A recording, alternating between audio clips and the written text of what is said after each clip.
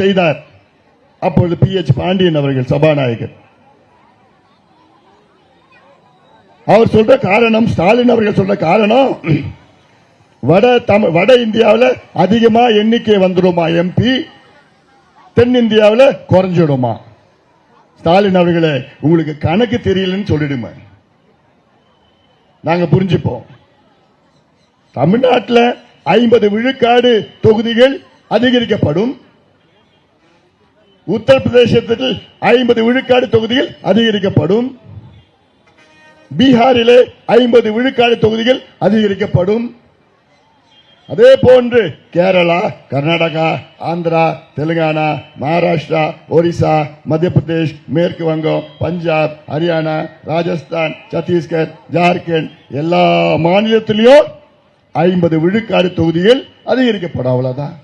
இதுல எங்க யாருக்கு குறைச்சது, யாருக்கு அதிகமாயிடுச்சு? என்ன கணக்கு, என்ன பொய் சொல்றீங்க? ஸ்டாலின் அவர்களுக்கு வேற எதுவும் சொல்ல தெரியல, வேற எது சொல்லி ஓட்டு கேட்க தெரியல. பொய்யா சொல்லி நேற்று ஒரு வேஷம் போட்டு மோடி ஏமாத்துறாருன்னு. யாரே ஏமாத்துறாரு? எப்படி நமக்கு குறையுது? எப்படி பீகாருக்கும் உத்தரப்பிரதேசம் அதிகமாகுது? யாருக்குமே குறையல, யாருக்குமே அதிகமாகல. இந்தியா முழுவதும் 50 விழுக்காடு எல்லா மாநிலங்களிலும் தொகுதிகள் அதிகரிக்கப்படுகிறது. அவ்வளவுதான்.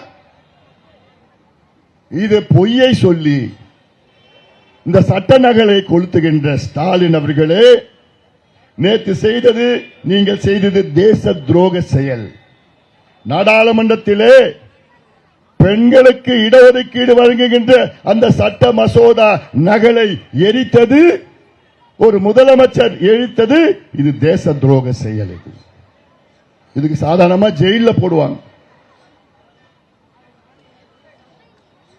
எவ்வளவு வன்மம் மனசுல.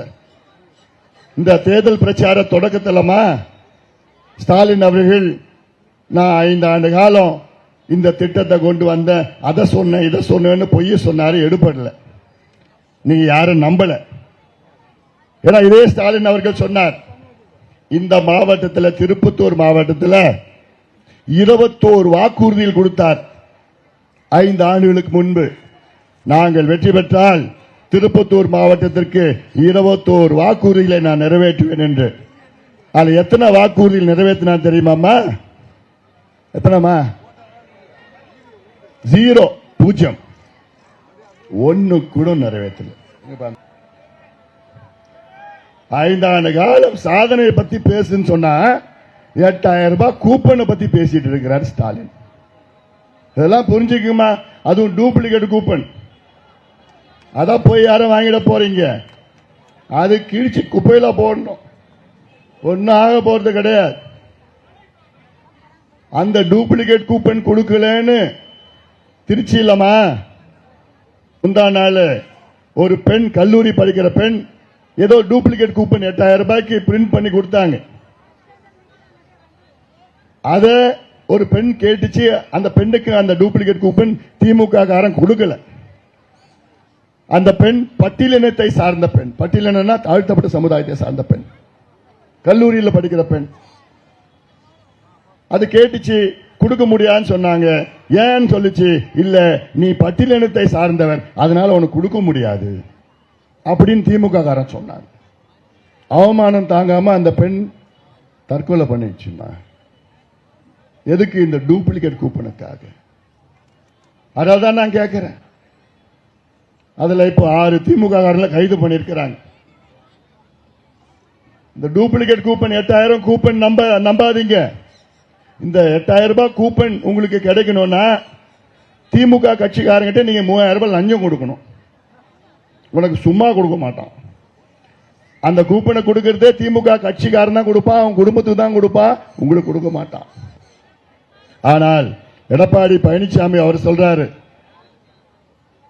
நான் உங்களுக்கு 10,000 ரூபாய் பணத்தை நேரடியா வங்கி கணக்கில் நான் போடுறேன். 8000 ரூபாய் பெருசா, 10,000 ரூபாய் பெருசா? இது எதுக்கு நான் சொல்றேன்னா, ஸ்டாலின் அவர்கள் கடைசியில 8000 ரூபாய் கூப்பனை நம்பி இருக்கிறார். 5 ஆண்டு காலம் கிழிச்சதை பத்தி எல்லாம் பேசல, கிழிக்காத பத்தி பேசல. 8,000 ரூபாய் கூப்பனை வச்சு நம்பி இவங்க எல்லாம் ஓட்டு கேட்டுட்டு இருக்கிறாங்க. இந்த லட்சணத்துல தான் இருக்கிறாங்க. இந்த பகுதியெல்லாம் எப்படிப்பட்ட பகுதி? எவ்வளவு காலமா நம்ம கோரிக்கை பாலாறு தென்பெண்ணை இணைக்க வேண்டும் என்று எவ்வளவு காலம் கோரிக்கை. அதெல்லாம் பார்க்கிறேன்.